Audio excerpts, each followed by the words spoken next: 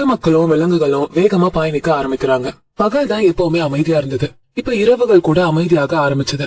இவன் எல்லாரும் இரவு நேரத்துல நெருப்ப மூட்டி உட்கார்ந்து பேசுறப்ப கூட அங்க அமைதி நிலவப்பட்டுச்சு. ஒரு நாள் அந்த கேரவனோட தலைவர் ஒரு முடிவு எடுத்தாரு. இனி யாரும் நெருப்பு மூட்டி உட்கார கூடாது. நம்ம கேரவன் பையன் செஞ்சுகிட்டு இருக்கிறது யாருக்கும் தெரியக்கூடாதுன்னு சொல்றாரு. அதனால பயணிகள் எல்லாம் தங்களோட விலங்குகளை வட்டமா உட்கார வச்சு அவங்க எல்லாம் நடுவுல தூங்க ஒன்னா தூங்குனாங்க. வெளியே இருந்து வர குளிர்ல இருந்து தங்களை பாதுகாத்து விட்டாங்க. அந்த கூட்டத்தோட விளிம்புகள்ல கையில துப்பாக்கியோடும் இடுப்புல வாளோடையும் இருக்க வீரர்களை அந்த தலைவர் நிக்க வச்சாரு. அந்த இங்கிலீஷ்காரரால இரவு முழுக்க தூங்கவே முடியல. உடனே அவர் சாண்டியாகோவை கூப்பிட்டு பேச ஆரம்பிக்கிறாரு. அன்னைக்கு பௌர்ணமி இரவு. சாண்டியாகோ அந்த இங்கிலீஷ்காரர் கிட்ட தன்னோட வாழ்க்கை கதைய சொல்றான். கிறிஸ்டல் கடையில அவன் சாதிச்சதை கேட்டதும் அந்த இங்கிலீஷ்காரர் செம்மையா இம்ப்ரெஸ் ஆகுறாரு.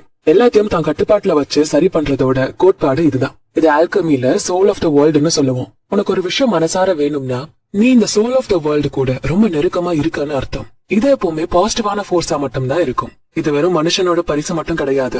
இந்த பூமியில இருக்க மினரல், காய்கறி, விலங்குகள், என் சாதாரண சிந்தனையில கூட இந்த சோல் கண்டிப்பா இருக்கும். இந்த பூமியில இருக்க எல்லாமே தொடர்ந்து மாறிட்டே இருக்கிறதாலதான் இந்த பூமி இன்னுமே உயிரோட இருக்கு. அதுக்கு சோல் இருக்கு. நாமளும் அந்த சோலோட ஒரு பகுதி தான். ஆனா அது நமக்காக வேலை செய்யறத நம்ம ரொம்ப அரிதா தான் புரிஞ்சுப்போம். ஆனா அந்த கிறிஸ்டல் கடையில நீ அந்த கிளாஸஸ் கூட உன்னோட வெற்றிக்கு உதவும் அப்படிங்கறத நீ புரிஞ்சுக்கிட்டா, உனக்கு வேணுங்கிறத அடைய நீ முற்பட்டா, அதுக்கு அங்க இருக்க எல்லாமே உனக்கு உதவி செஞ்சது அப்படின்னு அந்த இங்கிலீஷ்காரர் சொல்றாரு.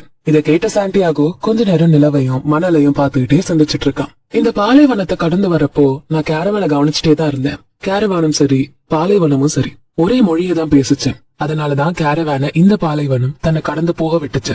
இந்த கேரவான் எடுத்து வைக்க போற ஒவ்வொரு அடியும் பாலைவனம் அதை டெஸ்ட் பண்ணிக்கிட்டே தான் இருக்கும். நமக்குள்ள இருக்க தைரியத்தை வச்சுதான் நம்ம ரெண்டு பேருமே இந்த கேரவன் பயணத்துல இணைஞ்சிருக்கோம். ஆனா மொழியை புரிஞ்சுக்காம இருந்தா இந்த பயணம் ரொம்ப ரொம்ப கடினமா இருக்கும் அப்படின்னு சாண்டியாகோ சொல்றான்.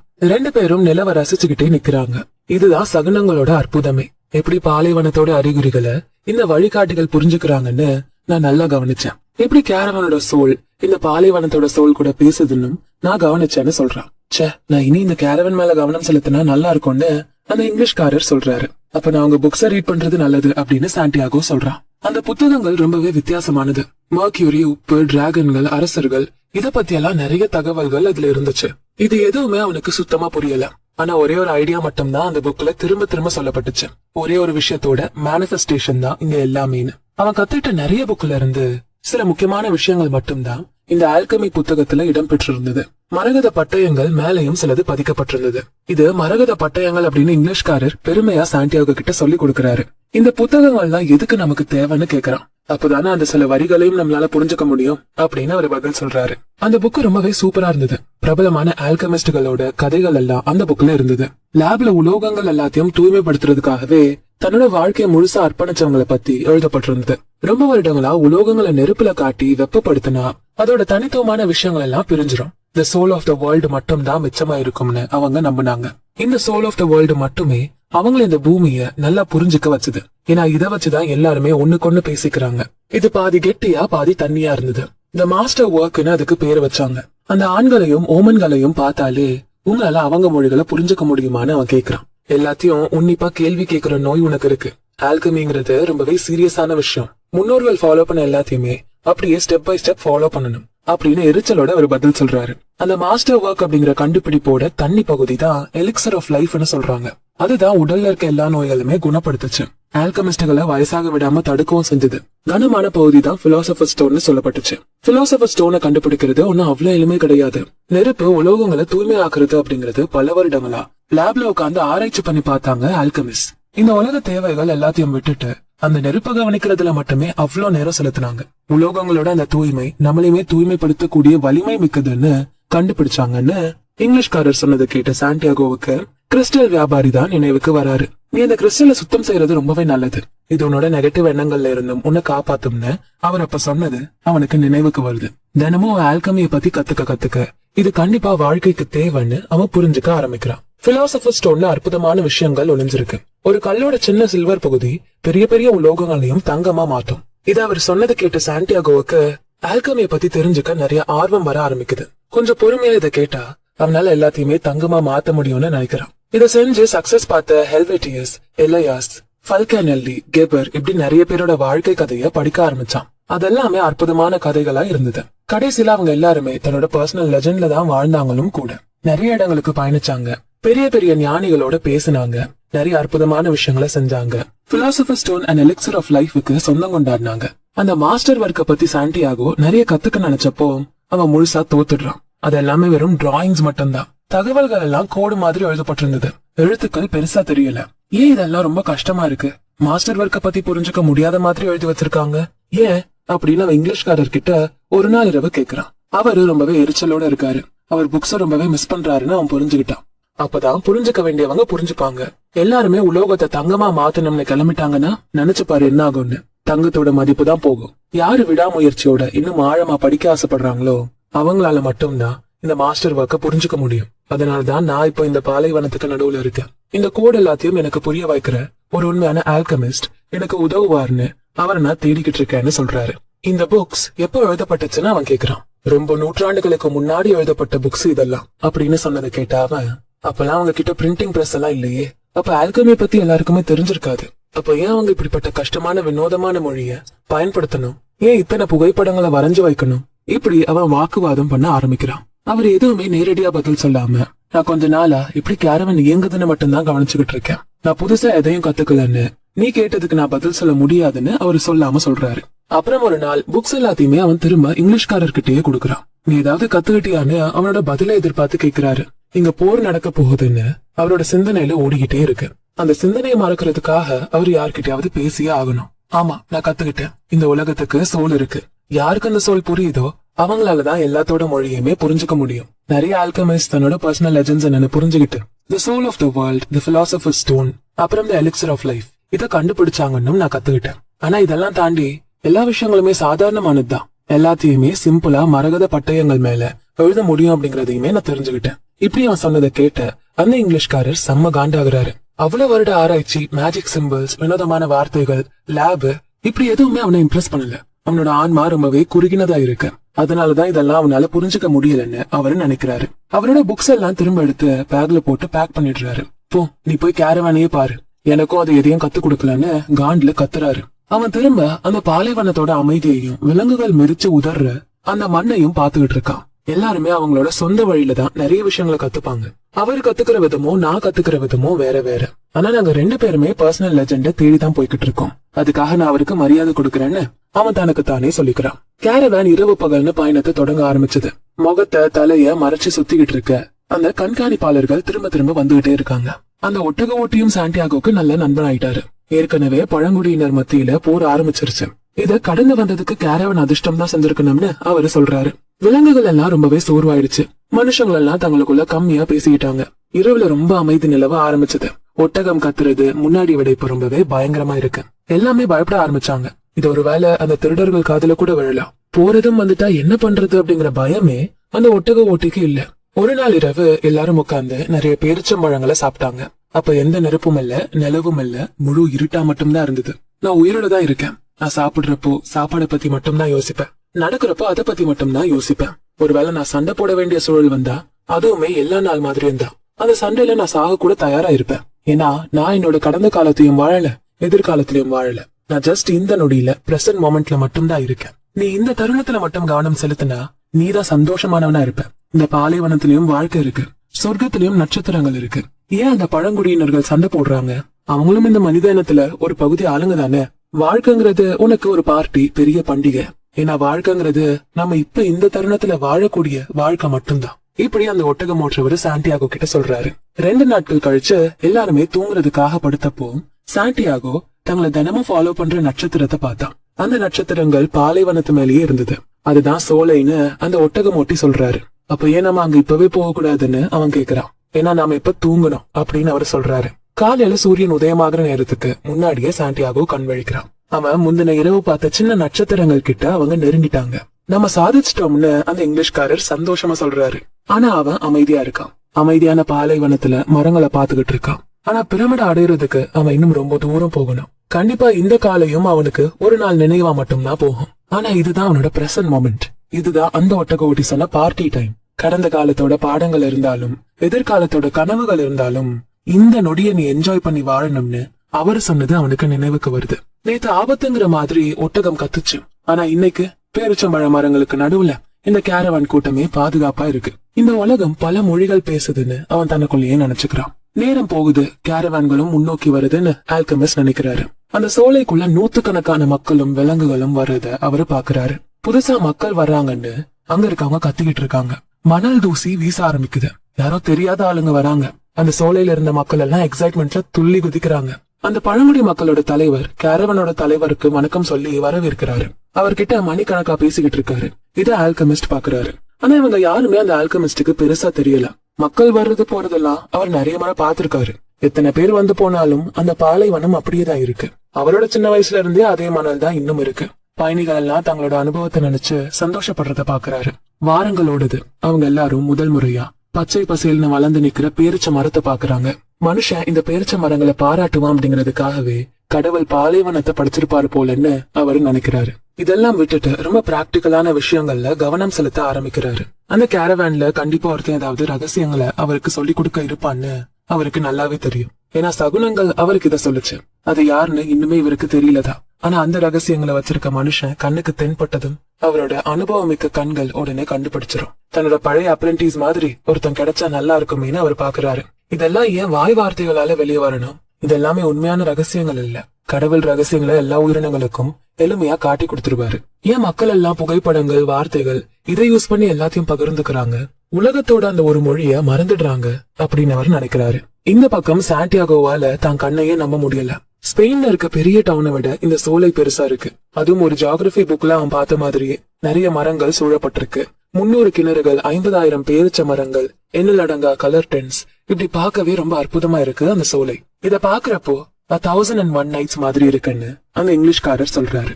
அவங்கள சுத்தி குழந்தைங்க நிக்கிறாங்க. மக்களையும் விலங்குகளையும் உற்சாகத்தோட பாத்துக்கிட்டு இருக்காங்க. அந்த சோலையில இருந்த மக்கள் ஏதாவது சண்டைய பார்த்தாங்களா? துணிக்காக பெண்கள் ஒருத்தருக்கு ஒருத்தர் சண்டை போட்டாங்களா? விலை மதிப்பில்லாத கற்கள் எதுவும் வியாபாரிகளால வாங்கப்பட்டுச்சான்னு தெரிஞ்சுக்க ரொம்பவே ஆர்வமா இருக்காங்க. அந்த பாலைவனத்தோட அமைதி ஏதோ கனவு மாதிரி இருந்தது. பயணிகள் எல்லாரும் சத்தம் போட்டு சிரிச்சுக்கிட்டு தான் வந்தாங்க. ஏதோ அவங்க எல்லாரும் ஆன்மீக உலகத்துல இருந்து வந்த மாதிரி. இத்தனை நாள் பயணத்துக்கு அப்புறமா அவங்க மக்களை பாக்குறாங்க. அவங்களுக்குள்ள ஒரு நிம்மதியும் சந்தோஷமும் உருவாச்சு. அந்த பாலைவனத்துல ரொம்ப பாதுகாப்பா தான் வந்தாங்க. இந்த சோலைகள் ரொம்ப பாதுகாப்பான பகுதி தான். ஏன்னா இங்க அதிகமான பெண்களும் குழந்தைகளும் தான் இருக்காங்க. பாலைவனத்துல நிறைய சோலைகள் இருந்தது. ஆனா பழங்குடியின மக்கள் சண்டை போட்டு அந்த சோலைகளை அப்படியே அனாதையா விட்டுட்டு போயிட்டாங்கன்னு ஒட்டக ஓட்டி சாண்டியாகோ கிட்ட சொல்றாங்க. எப்படியோ போராடி கேரவனோட தலைவர் எல்லா மக்களையுமே ஒண்ணு திரட்டி அவங்களுக்கு நிறைய இன்ஸ்ட்ரக்ஷன்ஸ கொடுக்கறாரு. பழங்குடியின மக்களோட சண்டைகள் ஓயிற வரைக்கும் கேரவன்ல வந்த மக்கள் எல்லாரும் இந்த சோலை வனத்துலதான் இருக்கணும். அவங்க விருந்தாளிங்களா வந்ததால அவங்களுக்கு தங்க நிறைய இடங்கள் தேவைப்படும். அதையுமே அந்த மக்கள் கொடுத்தாங்க. இதுதான் லா ஆஃப் ஹாஸ்பிட்டாலிட்டி, விருந்தோம்பல்னு சொல்லுவாங்க. அந்த சோலையோட தலைவர் சில ஆளுங்களை நியமிக்கிறாரு. கேரவனோட தலைவர் எல்லார்கிட்டயுமே இவன் தன்னோட வீரர்கள் கிட்டையும் உங்க ஆயுதங்களை நியமிக்கப்பட்ட ஆளுங்க கிட்ட ஒப்படைங்க. இதுதான் போரோட சட்டம். இந்த சோலைகள் ராணுவ படைகளுக்கும் ஆயுதம் வச்சு சண்டை போட வர்றவங்களுக்கும் இடம் கொடுக்காது அப்படின்னு சொல்றாரு. இங்கிலீஷ்காரர் தன்னோட பையில இருந்து ஒரு துப்பாக்கி எடுத்து ஆயுதங்களை வாங்கிட்டு இருந்த ஆளுங்க கிட்ட ஒப்படைக்கிறாரு. எதுக்காக இந்த துப்பாக்கின்னு சாண்டியாகோ ஆச்சரியத்தோட கேக்குறான். இதுதான் என்ன மக்களை நம்ப வைக்கொன்னு அந்த இங்கிலீஷ்காரர் பதில் சொல்றாரு. சாண்டியாகோ புதையல பத்தி சிந்திக்க ஆரம்பிக்கிறான். அவன் கனவோட நெருங்க நெருங்க எல்லாமே கஷ்டமாக ஆரம்பிச்சது. ஆரம்பத்துல ஒரு விஷயத்த செய்யறப்போ நிறைய அதிர்ஷ்டம் கிடைக்கும், எல்லாமே சாதகமா நடக்குங்கிற இந்த பிகினர்ஸ் லக்கு வேலை செய்யறத இப்ப நிறுத்திடுச்சு. அவன் தன்னோட கனவுகள் பின்னாடி ஓடிக்கிட்டே இருந்தான். அவனோட தைரியத்தையும் விடாமுயற்சியையும் சோதிக்கிற மாதிரி நிறைய சம்பவங்கள் நடந்துச்சு. அதனால இனி அவன் பதறக்கூடாது, பொறுமையை இழந்துடக்கூடாது. ரொம்ப வேகமா போகணும்னு ஓடினாலும் அவனோட பாதையில தோல்விக்கான அறிகுறிகள் தான் தெரியும். இதெல்லாம் கடவுள் தான் என்னோட பாதையில வச்சிருக்காருன்னு சொல்லிட்டு நான் ஏன் இப்படி எல்லாம் செஞ்சுக்கிறேன்னு அவன் ரொம்பவே ஆச்சரியப்படுறான். அப்போல இருந்து அவன் இந்த உலகத்துல இருக்க எல்லாத்தையுமே சகுனமா தான் பார்க்க ஆரம்பிச்சான். சாப்பிடுறது, தூங்குறது, அன்பை தேடுறது, வேலை தேடுறது, இப்படி எல்லாத்தையுமே அவன் சகுனமா தான் பார்த்தான். நீ இனி பொறுமையை இழந்துடக்கூடாது. அந்த ஒட்டக ஓட்டி சொன்ன மாதிரிதான், சாப்பிடுறப்ப அதை மட்டும் தான் யோசிக்கணும். சாப்பிடுற நேரத்துல சாப்பிட மட்டும்தான் செய்யணும். எப்ப போகணுமோ அப்போ தாமதிக்காம அவங்க கூடவே ஒன்னா போகணும். இத தனக்கு தானே திரும்ப திரும்ப சொல்லிக்கிறான். முதல் நாள் பயண கலைப்புனால வந்த எல்லாருமே கொரட்டை விட்டு தூங்க ஆரம்பிச்சிட்டாங்க. ஈவன் அந்த இங்கிலீஷ்காரரும் படுத்துட்டாரு. சாண்டியாகோவுக்கு அவரு கூட தூங்க வாய்ப்பு கிடைக்கல. அவன் வயசுல இருக்க 5 ஆண்களோட தூங்க சொல்றாங்க. அவங்க எல்லாம் பாலைவனத்துல இருக்க ஆளுங்க தான். பெரிய பெரிய நகரங்களை பத்தின கதைகள் கேட்க அவங்க ரொம்பவே ஆர்வமா இருந்தாங்க.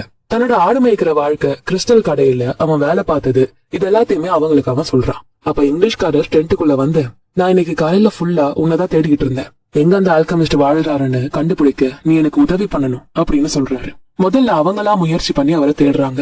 இந்த சோலையில இருக்க மத்த மக்களை விட அந்த ஆல்கமிஸ்ட் வித்தியாசமான வாழ்க்கை முறையில தான் வாழ்வாரு. அவரோட டென்ட்ல அவன் தொடர்ந்து எரிஞ்சுக்கிட்டே இருக்கணும்னு அவங்க எல்லா இடத்துலயுமே தேட ஆரம்பிச்சாங்க.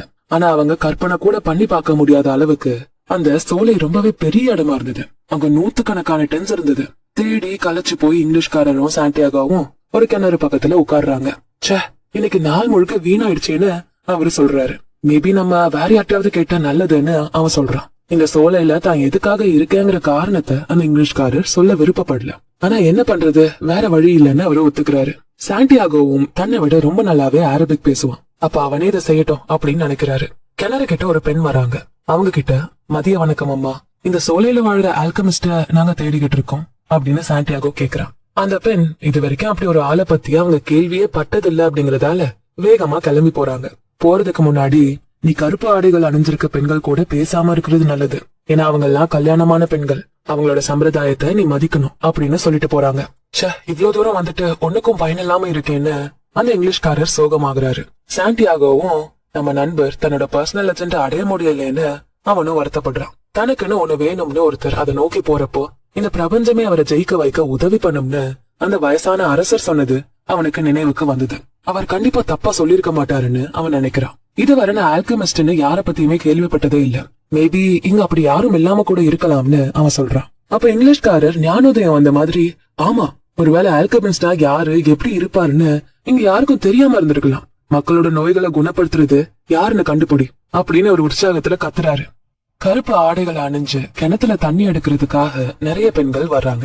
இங்கிலீஷ்காரர் அவங்க கிட்ட பேச சொல்றாரு. ஆனா அவன் யார்கிட்டயுமே எதுவும் பேசல. அப்பதான் ஒரு ஆண் அங்க வந்தாரு. இந்த மக்களோட நோய்களை குணப்படுத்துற யாரையாவது உங்களுக்கு தெரியுமா அப்படின்னு அவர்கிட்ட சாண்டியாகோ கேக்குறான். அல்லாதான் எங்களோட நோய்கள் எல்லாம் குணப்படுத்துவாரு. நீங்க சூனியக்கார மருத்துவத்தை தேடிக்கிட்டு இருக்கீங்க அப்படின்னு சொல்லிட்டு சில குரான் வசனங்களை சொல்லிக்கிட்டு அங்க இருந்து போயிடுறாரு. இன்னொரு வயசான தாத்தா சின்ன வாளி எடுத்துக்கிட்டு தண்ணி இறக்க வராரு. அவர்கிட்டயுமே சாண்டியாகோ அதே கேள்வியை கேட்டான். எதுக்காக நீங்க நோய்களை குணப்படுத்துற ஆளை தேடுறீங்க அப்படின்னு அவரு கேக்குறாரு. ஏன்னா என்னோட நண்பர் பல மாதங்களா பயணிச்சு அவரை பார்க்கதான் வந்திருக்காரு அப்படின்னு அவன் சொன்னான். ஒருவேளை அப்படி ஒருத்தர் இந்த சோலையில இருந்தா கண்டிப்பா ஒரு பெரிய ஆளாதான் இருக்கணும். இந்த சோலை தலைவர்கள் அவரை சந்திக்க நினைச்சாலும் அவரோட அனுமதியோட தான் சந்திக்க முடியும். நீங்க போர் முடிகிற வர தங்கிட்டு அந்த கேரவனோடய திரும்ப போயிடுங்க, சோலையோட வாழ்க்கைக்குள்ள நுழையாதீங்க அப்படின்னு சொல்லிட்டு அந்த வயசானவரும் போயிடுறாரு. இங்கிலீஷ்காரருக்கு ஒரு நிம்மதி. ஏன்னா அவங்க சரியான ட்ராக்ல போய்கிட்டு இருக்காங்க. இந்த மக்களுக்கு அவரை பத்தி தெரிஞ்சிருக்கு. ஒரு வழியா கருப்பு ஆடை அணியாத ஒரு இளம் பெண் கிணத்துக்கிட்ட வராங்க. அவங்களோட தோல்ல ஒரு பானை இருந்தது. தலைய துணிய வச்சு மறைச்சிருந்தாங்க. மத்த பெண்கள் மாதிரி இவங்க முகத்தை மறைக்கல. உடனே சாண்டியாகோ அவங்க கிட்ட போய் ஆல்கமிஸ்ட பத்தி கேக்குறான்.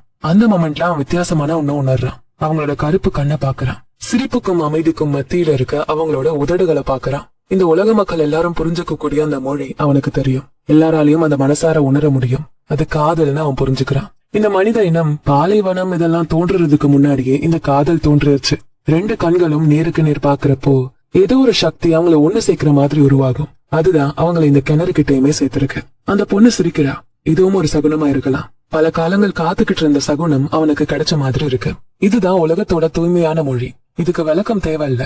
இத பத்தி இந்த பிரபஞ்சத்துல இருக்க எல்லாருக்குமே நல்லா தெரியும். அந்த தருணம் அவனுக்கான ஒருத்திய, அவன் வாழ்க்கையோட காதல அவன் பார்த்துட்டு தான் நினைக்கிறான். அவளும் அதையே தான் நினைக்கிறா. வார்த்தைகளால இந்த உணர்வை சொல்ல முடியாது. நீ கண்டிப்பா ஒரு நாள் காதல்ல விழுவ. அந்த பொண்ணு யாருன்னு தெரியறதுக்கு முன்னாடியே உன்னோட காதல் துவங்கிடும்னு அவனோட பெற்றோர்களும் தாத்தா பாட்டியும் சொன்னது அவனோட நினைவுக்கு வந்தது. இந்த யூனிவர்சல் லாங்குவேஜ புரிஞ்சுக்க கத்துக்கிட்டா உங்களுக்காக இந்த உலகத்துல யார் காத்துக்கிட்டு இருக்கா அப்படிங்கறத எளிமையா நீங்க புரிஞ்சுக்க முடியும். அவங்க பாலைவனத்தோட நடுவுல இருந்தாலும் சரி, பெரிய நகரத்துல இருந்தாலும் சரி, உங்களுக்காக ஒருத்தங்க காத்திருக்காங்கன்னு இந்த ஒரு மொழி மூலமா நீங்க தெரிஞ்சுக்க முடியும். ரெண்டு பேர் ஒருத்தருக்கு ஒருத்தர் சந்திக்கிறப்போ அவங்க கண்கள் நேருக்கு நேரா பாக்குறப்போ கடந்த காலம் எதிர்காலம் எதுவுமே முக்கியமா தெரியாது. அந்த தருணம், அந்த ஒரே ஒரு பிரசன்ட் மட்டும்தான் அவங்க நினைவுல இருக்கும். இது எல்லாமே ஒரே கையால எழுதப்பட்டதுதான். அந்த கையில தான் அன்பு இருக்கு, காதல் இருக்கு. அதுதான் இந்த உலகத்துல ஒரு ஆன்மாக்கு ஏத்த இன்னொரு ஆன்மாவை ஜோடியா படைச்சிருக்கு. அந்த அன்பு இல்லாம இருந்தா கண்டிப்பா ஒருத்தங்களோட கனவுக்கு அர்த்தமே இல்லாம போயிடும். மக்தப் எல்லாமே எழுதப்பட்டது அப்படின்னு அவன் நினைக்கிறான். அந்த பொண்ணு கிட்ட கேளுடா அப்படின்னு இங்கிலீஷ்காரர் சொல்றாரு. அவன் அந்த பொண்ணு கிட்ட நெருங்குறான். அவன் சிரிக்கிறா, அவனும் சிரிக்கிறான். உங்க பேரு என்னன்னு அவன் கேக்குறான். என்னோட பேரு ஃபாத்திமான்னு அவ சிரிச்சுக்கிட்டே சொல்றா. என்னோட நாட்டுல இருக்க நிறைய பொண்ணுங்களை இப்படிதான் கூப்பிடுவாங்கன்னு சாண்டியாகோ சொல்றான். இறை தூதரோட மகள் பேரு தான் ஃபாத்திமா. இந்த பேரு எல்லா இடங்கள்லயுமே பரவி இருக்கு அப்படின்னு பெருமையா சொல்றா பாத்திமா. டேய், யாரு நோயெல்லாம் குணமாக்குவாங்கன்னு அந்த பொண்ணு கிட்ட கேளுடான்னு அவர் அந்த காதல் தருணத்தை டிஸ்டர்ப் பண்ணிக்கிட்டே இருக்காரு. அவருக்குதான் இந்த உலகத்துல இருக்க எல்லா ரகசியங்களும் தெரியும். அவர் இந்த பாலைவனத்துல இருக்க ஜீனி கூட எல்லாம் பேசுவாரு அப்படின்னு பாத்திமா சொல்றா. ஜீனிக்கல்ல நல்லதும் இருக்கு கெட்டதும் இருக்கு. அதோ அந்த தெற்கு பகுதியில இருக்க அந்த இடத்துலதான் அவர் வாழ்ந்துகிட்டு இருக்காருன்னு சொல்லிட்டு பானையில தண்ணி நிரப்பிட்டு அவ போயிடுறா. இங்கிலீஷ்காரர் வேகமா அந்த அல்கமிஸ்ட தேடுறதுக்காக ஓடுறாரு.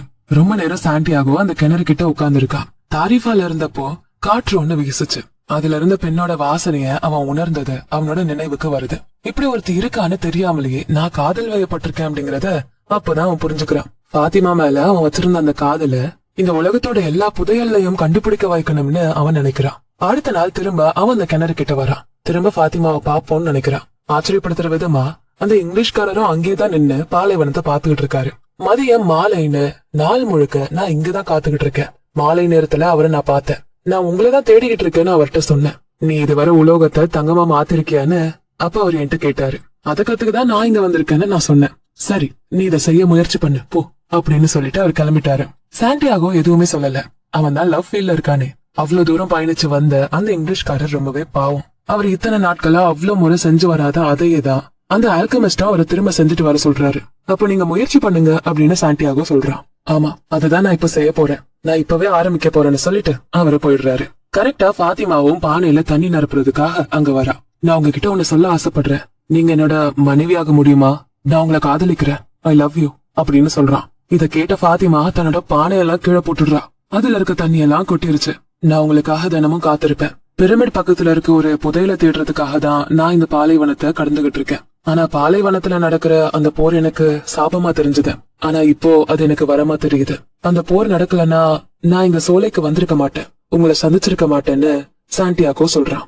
எப்படியும் அந்த போர் ஒரு நாள் முடியதான் போகுது அப்படின்னு பாத்திமா சொல்றான். அவன் பேரிச்ச மரங்களை பாக்குறான். தான் ஒரு ஆடு மேய்க்கிறவன்னு ஞாபகப்படுத்திக்கிறான். தன்னால திரும்பவும் ஆடு மேய்க்கிறவனாக முடியும்னு சொல்லிக்கிறான். அந்த புதையலை விட அவனுக்கு இப்ப பாத்திமா தான் ரொம்ப முக்கியமா தெரிஞ்சா. பழங்குடியினர்களும் புதையலை தேடிதான் அலைஞ்சுகிட்டு இருக்காங்க. இங்க இருக்க பெண்கள் எல்லாம் இந்த பழங்குடியினர்களை நினைச்சு ரொம்ப பெருமைப்படவும் செய்வாங்க அப்படின்னு உங்க மேல எனக்கும் ஆசை இருக்குன்னு சொல்லாம சொல்லிட்டு தண்ணிய திரும்ப நிரப்பிட்டு போயிடுறா. அவன் தினமும் அந்த கிணறு கிட்ட பாத்திமாக்காக காத்திருந்தான். தன்னோட ஆடு மேய்ச்ச வாழ்க்கை, அரசர் வந்து அவன்கிட்ட பேசினது, அந்த கிறிஸ்டல் கடை, இப்படி எல்லா கதையும் அவகிட்ட சொல்றான். 2 பேரும் நண்பர்கள் ஆகுறாங்க. அவ கூட பேசின அந்த 15 நிமிஷத்தை தவிர மத்த நேரங்கள் எல்லாம் ரொம்ப ஸ்லோவா தான் போகுது. அந்த சோலையில அவன் கிட்டத்தட்ட 1 மாசம் இருக்கான். கேரவனோட தலைவர் பயணிக்கிற எல்லா மக்களையுமே ஒண்ணு கூட்டி மீட்டிங் ஒண்ணு வைக்கிறாரு. எப்ப இந்த போர் முடியும்னு நமக்கு தெரியாது. அதனால நம்மளால பயணத்தை தொடங்க முடியாது. இது ஆபத்தானதும் கூட. இந்த போர்கள் நீண்ட நாட்கள் கூட நடக்கும், ஏன் வருஷ கணக்குல கூட நடக்கலாம். 2 படைகளும் ரொம்ப சக்தி வாய்ந்தவங்க. 2 படைகளுக்கும் இந்த போர் ரொம்பவே அவசியமானது. இந்த போர் நல்லது கெட்டது இதை எதிர்த்தெல்லாம் இல்ல, அவங்களோட பவரை தக்க வச்சுக்கணும் அப்படிங்கறதுக்காக தான் இப்படி மாறி மாறி சண்டை போட்டுக்கிறாங்க. மத்த போர்கள் எல்லாம் விட இந்த போர் ரொம்ப நாட்கள் நடக்கும். ஏன்னா அந்த 2 படைகள் கூடயுமே அல்லாஹ் இருக்காருன்னு அந்த தலைவர் சொல்லிட்டு மீட்டிங்க முடிக்கிறாரு. மக்களும் தாங்க இருந்த டென்ட்டுக்கு போயிடுறாங்க.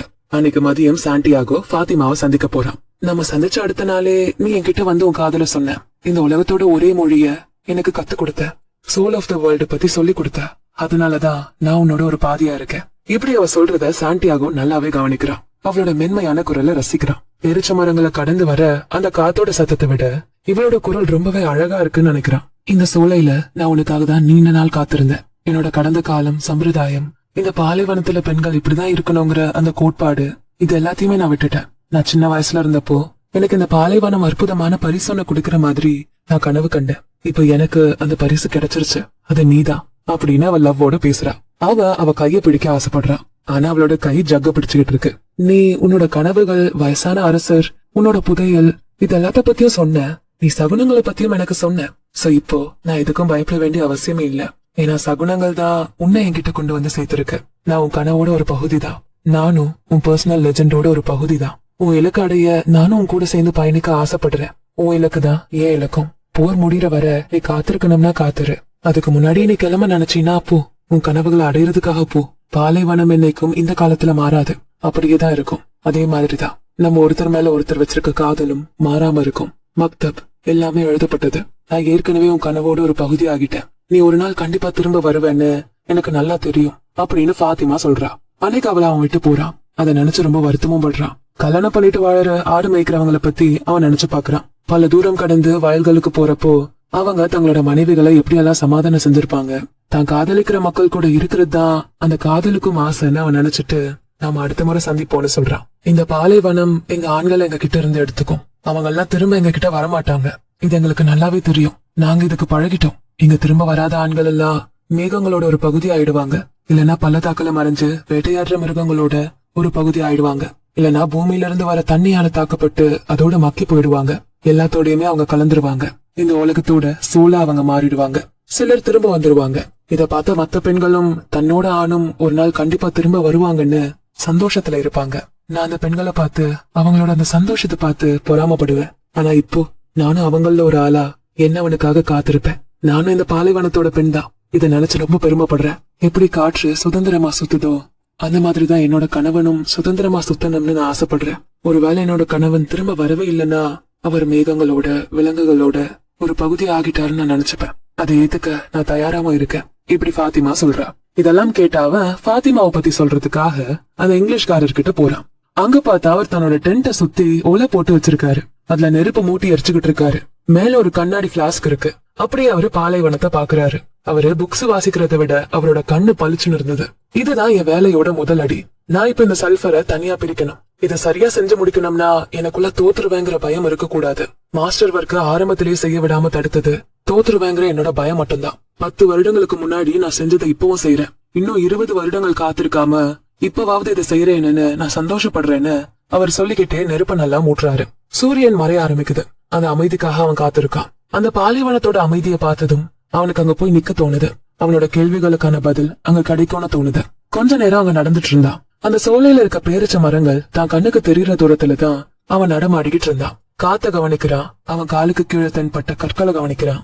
அங்கங்க சிப்பிகள் இருக்கிறத பாக்குறான். பாலைவனத்துல சிப்பிகளா அப்படின்னு யோசிக்கிறான். அப்பதான் அவனுக்கு புரியுது பாலைவனங்கள் முன்னாடி கடலா தான் இருந்திருக்குன்னு.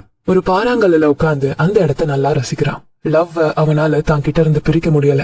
ஃபாத்திமா பாலைவனத்துல இருக்க பெண். அவனுக்கு ஒரு விஷயம் புரியணும்னா அது அந்த பாலைவனம் தான் புரிய வைக்கும். அங்க உட்கார்ந்து அவன் நிறைய சிந்திக்கிறான். நிறைய அசைவுகளை பாக்குறான்.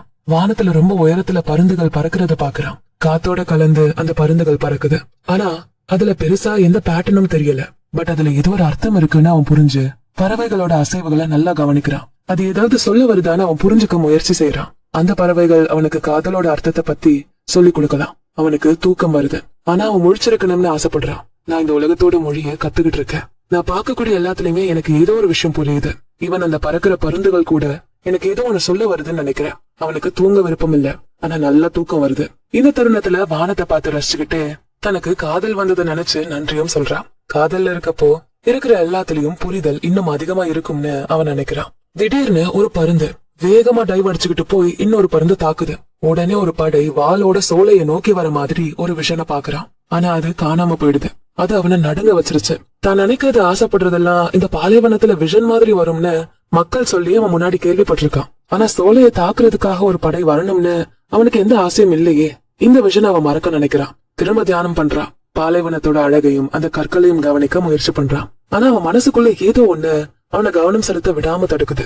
சகுனங்களை நல்லா கவனின்னு வயசான அரசர் சொன்னது அவனுக்கு நினைவுக்கு வருது. விஷன்ல அவனுக்கு என்னெல்லாம் தெரிஞ்சதுன்னு எல்லாத்தையுமே அவன் நினைவுபடுத்தி பாக்குறான். என்ன நடக்க போகுதுன்னு ஆழமா உணர்றான். எழுந்து திரும்ப சோலையை நோக்கி போறான். நிறைய மொழிகள் அவனுக்கு புரியுது. இந்த நேரம் பாலைவனம் பாதுகாப்பா இருக்கு. ஆனா சோலைக்கு ஆபத்து. ஒட்டக ஒட்டி பேரிச்ச மரத்துக்கு கீழே உட்கார்ந்து சூரியன் மறையறத பாத்துக்கிட்டு இருக்காரு. இன்னொரு பக்கத்துல இருந்து சாண்டியாகோ வரான். ஒரு படை சோலையை நோக்கி வருது. நான் விஷன்ல பார்த்தேன் அப்படின்னு சொல்றான். அதுக்கு அவரும் இந்த பாலைவனம் மனுஷங்களோட இதயத்தை விஷனாலதான் நிரப்பும் அப்படின்னு சொல்றாரு. நான் பருந்துகளை பார்த்தேன். அது சண்டை போட்டுட்டு இருந்தது. அதுதான் எனக்கு ஏதோ ஒண்ணு உணர வச்சது அப்படின்னு சொல்றான். அவன் என்ன சொல்ல வரான்னு அவரால் நல்லாவே புரிஞ்சுக்க முடியுது. யாருனாலும் புக்ல எந்த பேஜ வேணாலும் படிக்கலாம். ஒருத்தரோட கைய பாக்கலாம், காடு திருப்பி பாக்கலாம், என் பறவைகளோட சண்டைய கூட பாக்கலாம். எதை பார்த்தாலுமே அவங்க எல்லாத்தையுமே தன்னோட வாழ்க்கையை கூட கனெக்ட் பண்ணிப்பாங்க. அந்த தருணம் தன்னோட வாழ்க்கையில எப்படி பாதிப்பை ஏற்படுத்தும்னு அதை யோசிச்சு பாப்பாங்க. ஆனா இது உண்மையானது இல்ல. எதுவுமே எதையும் சொல்லவும் இல்ல. எல்லாமே மக்கள் தான். தன்னை சுத்தி என்ன நடக்குதுன்னு பார்த்து இந்த சோல் ஆஃப் த வேர்ல்டு கூட நெருக்கமாக முயற்சி செய்யறாங்க. இந்த சோல் ஆஃப் த வேர்ல்டு அடையிறதுக்கு ஏத்த மாதிரிதான் அந்த பாலைவனத்துல சில மக்கள் தங்களோட வாழ்க்கையை வடிவமைச்சுக்கிட்டாங்க. அவங்கள சியர்ஸ்னு சொன்னாங்க. அவங்கள பார்த்தாலே பெண்களும் வயசானவங்களும் நடுங்குவாங்க. பழங்குடிய தலைவர்களும் அவங்க கிட்ட கலந்து ஆலோசிக்கிறதுக்கு முன்னாடி ரொம்ப எச்சரிக்கையா இருந்தாங்க. போருக்காக எப்பவுமே தயாரா இருந்தாங்க. அந்த போர்ல என்ன நடக்க போகுதுன்னு அவங்களுக்கு தெரியாது. எதிர்காலம் அல்லாவோட கையால எழுதப்பட்டிருந்தது. அந்த பாலைவன பழங்குடியின மக்கள் எல்லாரும் பிரசன்ட் மொமெண்ட்ல தான் வாழ்ந்தாங்க. அந்த பிரசன்ட் தருணத்துலதான் நிறைய ஆச்சரியங்கள் காத்திருந்தது. அவங்க எப்பவுமே விழிப்புணர்வோட இருக்கணும். எங்க எதிரியோட வாள் இருக்கு, எங்க குதிரை இருக்கு, உயிரோட வாழணும்னா அடுத்து என்ன செய்யணும், இப்படி எல்லா விஷயத்தையுமே அவங்க தெரிஞ்சு வச்சிருக்கணும். ஒட்டக ஓட்டி பெரிய போராளி எல்லாம் இல்ல, ஆனா அவரு அந்த சியர்ஸ் கூட கலந்து ஆலோசிச்சாரு. சிலர் சரியா சொன்னாங்க, சிலர் தப்பா சொன்னாங்க. ஒரு நாள் ரொம்ப வயசான சியர் ஒருத்தரை சந்திச்சாரு. அவரை பார்த்தாதான் எல்லாரும் ரொம்ப பயந்தாங்க. அந்த ஒட்டக ஓட்டி கிட்ட, நீ எதுக்காக எதிர்காலத்து மேல ரொம்ப ஆர்வமா இருக்க அப்படின்னு அந்த சியர் கேக்குறாரு. இது தெரிஞ்சுக்கிட்டா என்னால எல்லா விஷயங்களும் சொல்ல முடியும், எனக்கு நடக்க வேண்டாம்னு நினைக்கிற விஷயங்களை என்னால மாத்திக்க முடியும்னு அந்த ஒட்டக ஓட்டி பதில் சொல்றாரு. அப்ப அது உன்னோட எதிர்காலத்தோட ஒரு பகுதியா வராதே அப்படின்னு சியர் சொல்றாரு. ஒருவேளை நான் என்னோட எதிர்காலத்தை பத்தி தெரிஞ்சுக்கிட்டா என்ன நடக்க போகுதோ அதுக்கு தயாராகிப்பேன்ல அப்படின்னு ஒட்டக ஓட்டி சொல்ல, நல்ல விஷயங்கள் வருதுன்னா நல்ல ஆச்சரியங்களும் சேர்ந்து வரும். அதுவே கெட்டது நடக்க போகுதுன்னா அது உங்களுக்கு முன்னாடியே தெரிஞ்சிடும். அது நடக்கிறதுக்கு முன்னாடியே அதுக்கான அறிகுறிகள் தெரிஞ்சிடும்னு அவரு சொல்றாரு. நான் ஒரு ஆண், அதனால எனக்கு என்னோட எதிர்காலத்தை பத்தி தெரிஞ்சுக்கணும். எல்லா ஆண்களும் அவங்களோட எதிர்காலத்தை அடிப்படையா வச்சுதான் வாழவே செய்யறாங்க இப்படின்னு ஒட்டக ஓட்டி சொல்றாரு. அந்த சியர் குச்சிகளை தூக்கி போட்டு குறி சொல்றதுல எக்ஸ்பர்ட்டா இருந்தாரு. சில குச்சிகளை தரையில தூக்கி போட்டு அது எப்படி விழுந்திருக்கோ அதை அடிப்படையா வச்சு சில புரிதலை கொண்டு வராரு. ஆனா அன்னைக்குன்னு பார்த்து அவரால் அதை புரிஞ்சுக்க முடியல.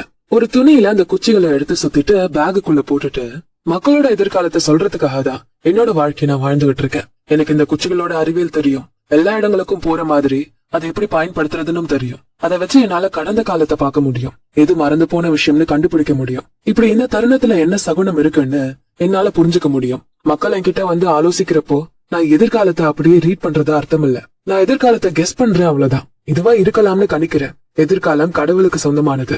அதை எதிர்பாராத தருணங்கள்ல ரிவீல் பண்றதும் கடவுள் தான். எப்படி நான் எதிர்காலத்தை கணிக்கிறேன்? இப்ப காட்டுற சகுனங்களை வச்சுதான் என்னால அதை கணிக்க முடியும். இந்த பிரசன்ட்ல தான் ரகசியமே ஒளிஞ்சிருக்கு. இந்த தருணத்துல நம்ம கவனம் செலுத்தினா அதுல நிறைய நம்ம இம்ப்ரூவ் ஆகலாம். இந்த பிரசன்ட்ல நல்லா இம்ப்ரூவ் ஆனா இனி லேட்டரா வர விஷயங்களும் பெட்டரா மாறும். எதிர்காலத்தை பத்தி மறந்துருங்க. சட்டங்கள் படி ஒவ்வொரு நாளையும் வாழணும். கடவுள் தன்னோட பிள்ளைகளை ரொம்ப நேசிக்கிறாரு அப்படிங்கிற நம்பிக்கையோட வாழணும். ஒவ்வொரு நாளும் முடிவடையாத ஒன்னா மாறும். இதெல்லாம் அந்த சியர் சொல்றாரு.